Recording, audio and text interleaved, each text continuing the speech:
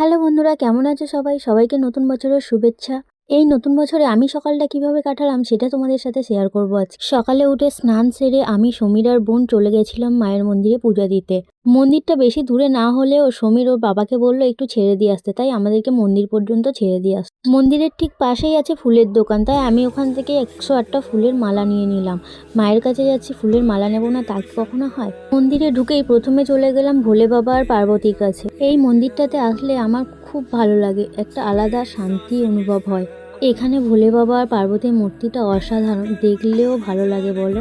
আমি এখানে মন শান্তি করে ভোলে বাবা আর পার্বতীকে প্রণাম করে নিলাম। তারপরে চলে আসলাম মায়ের কাছে। মাকে আমি 108টা ফুলের মালাই পরিয়ে দিলাম। মা তো জবা ফুলেই সন্তুষ্ট বলো। এখানে মায়ের মূর্তিকে না, এখানে মায়ের ফ্লেমকেই পুজো করা হয়, তাও শোয়ানো অবস্থায়। আমি শুনেছি এখানকার মা খুবই জাগ্রত। তোমরা যদি কেউ এই মন্দিরটাতে আসতে চাও কমেন্ট করে জানিও, আর ভিডিওটি ভালো লেগে থাকলে লাইক করো।